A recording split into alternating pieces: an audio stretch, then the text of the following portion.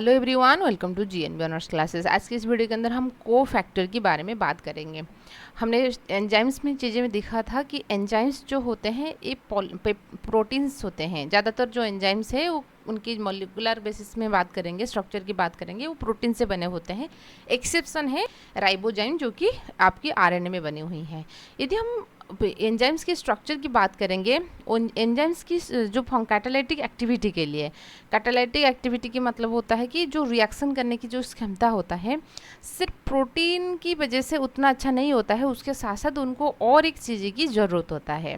ठीक है, तो प्रोटीन के साथ साथ कुछ नॉन प्रोटीनियस चीज़ें की भी ज़रूरत होता है, नॉन प्रोटीन चीज़ों की, जिसको हम बोलते हैं कोफैक्टर। आए ना बात समझ में? मान लीजिए ये उनके प्रोटीनियस पार्ट है और ये उनके नॉन प्रोटीनियस पार्ट है। नॉन प्रोटीनियस पार्ट जो होते हैं अलग अलग होते हैं, उसके बारे में आज हम कंप्लीटली डिस्कस करेंगे। ठीक है, तो enzyme are composed of one और सेवरल पॉलीपेप्टाइड चेन्स।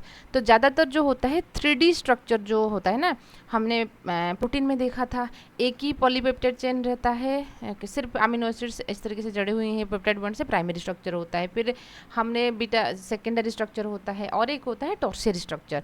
ज़्यादातर जो एंजाइम की मतलब कि प्रोटीन की जो फंक्शनल फॉर्म होता है वो टॉर्सियरी स्ट्रक्चर में पाया जाता है।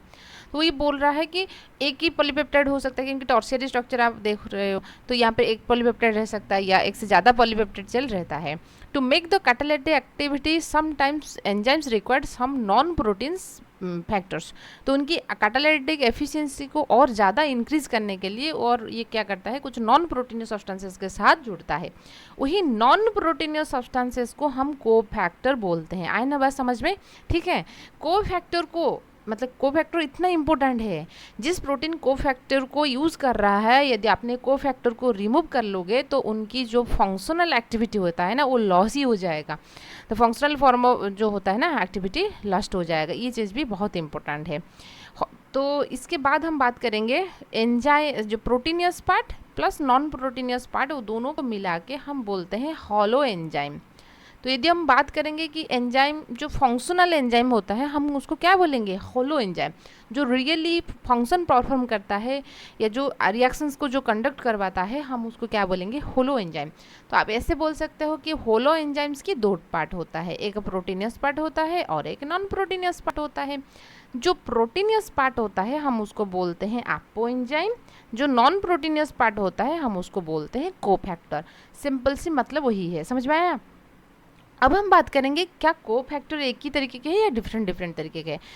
3 तरीके के कोफैक्टर्स होता है। आपने देखा जो एंजाइम्स काम कर रहा है, जो रिएक्शंस परफॉर्म कर रहा है हम उसको होलो एंजाइम्स कहेंगे। उनका दो पार्ट हो गया, एक प्रोटीन पार्ट हो गया, एक नॉन प्रोटीन पार्ट हो गया। ठीक है, एक नॉन प्रोटीन पार्ट हो गया। तो प्रोटीन पार्ट को हम क्या बोल रहे हैं, हम बोल रहे हैं apoenzyme, and non protein part को हम बोल रहे हैं कोफैक्टर। क्लियर हुआ आपको? अच्छा, कोफैक्टर अलग अलग चीज़ें में हो सकते हैं, कौन कौन होंगे हम बात करेंगे। 3 तरीके का होता है, एक होता है प्रोस्थेटिक ग्रुप हो सकता है, एक होता है को एंजाइम्स, ठीक है, एक होता है को एंजाइम्स, एंड थर्ड होता है आपका मेटल आयंस। ठीक है ना, कुछ मेटल उससे होते हैं, आपने पढ़ेंगे, हम आगे पढ़ेंगे कि किस तरीके से मेटल भी बहुत इंपॉर्टेंट रोल प्ले करता है। ठीक है, आपने डीएनए रेप्लिकेशन की टाइम पे Mg2+ शायद पढ़े होंगे, है ना, इस तरीके से डीएनए पॉलीमरेज एंजाइम्स के लिए, डीएनए पॉलीमरेज के लिए। ठीक है, देखिए तो प्रोस्थेटिक ग्रुप हम इसको कहेंगे। देखिए प्रोस्थेटिक ग्रुप आर तो ऑर्गेनिक कंपाउंड। ये क्या होते हैं, ऑर्गेनिक कंपाउंड होते हैं। ऑर्गेनिक आप बोलोगे क्या है, जो कार्बन कंटेनिंग कंपाउंड होते हैं ना, तो उसको हम ऑर्गेनिक कंपाउंड कहेंगे। तो यदि वही ऑर्गेनिक कंपाउंड टाइटली बाउंड रहेंगे प्रोटीनियस पार्ट के साथ, यानी कि अपो एंजाइम्स के साथ, मान लीजिए ये उनकी प्रोटीनियस पार्ट है, यदि वो ये ऑर्गेनिक कंपाउंड एकदम टाइटली, है ना, टाइटली मतलब कोई भी कोवेलेंट बॉन्ड के साथ टाइटली अटैच्ड रहेगा। याद रखिए पहला चीज़ है तो वो ऑर्गेनिक होना चाहिए, कोई इनऑर्गेनिक सब्सटेंसेस नहीं होना चाहिए। दूसरा चीज़ होता है कि टाइटली बाइंड होना चाहिए, तभी हम उसको क्या कहेंगे, प्रोस्थेटिक ग्रुप्स कहेंगे। एंजाइम पेरोक्सिडेज जो कि हाइड्रोजन, है ना, हाइड्रोजन पेरोक्साइड्स को तोड़ के हाइड्रोजन एंड ऑक्सीजन उसको ऐसे कन्वर्ट कर लेता है। हाइड्रोजन पेरोक्सिडेज जो होता है ये एक उसके पास एक प्रोस्थेटिक ग्रुप पाया जाता है हाइड्रोजन पेरोक्साइड एंजाइम्स के पास। ठीक है, तो उसके बाद हम बात करेंगे को एंजाइम, क्योंकि को एंजाइम्स में भी आपको ऑर्गेनिक सब्सटेंसेस देखने को मिलेगा। जो नॉन प्रोटीनियस पार्ट है ऑर्गेनिक सब्सटेंसेस, लेकिन वो टाइटली बाउंड नहीं है। डिफरेंसेस बस इतना ही है। ठीक है, if the non proteins part is organic compound, यहाँ पे देखिए ना आप ऑर्गेनिक लिखा है, आप बोलोगे वहाँ उधर लिखा था, उधर इधर के बीच में डिफरेंसेस टाइटली बाउंड के ऊपर है। Associated with the protein part only in transient, ठीक है ना, वो कुछ टाइम के लिए बाइंड होते हैं, उसके बाद वो लॉस हो जाता है, उसको हम कोएंजाइम्स कहते हैं। Coenzymes are derived from the vitamin B complex and non vitamin also.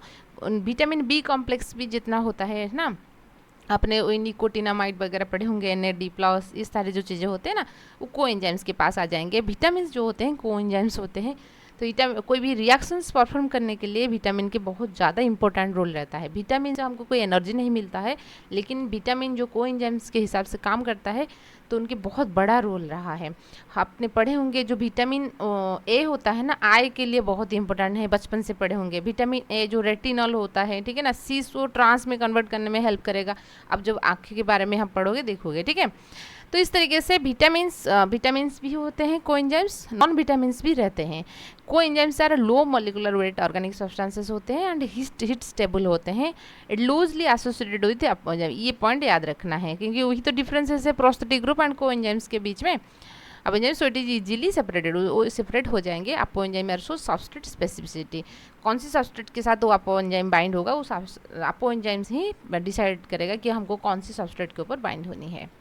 Last में जो कोफैक्टर होता है वो होता है मेटल आयंस। कुछ मेटल्स आयन होते हैं, जैसे आपने Mg पढ़ा होगा, जिंक पढ़ा होगा, ठीक है ना, नाम सुना होगा, तो ये होते हैं metal ions.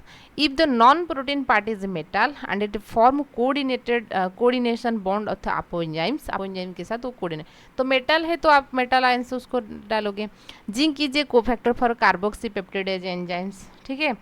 and if the metal ion is tightly bound with the apoenzymes, ठीक है, मेटलो एंजाइम्स हम उसको कहेंगे।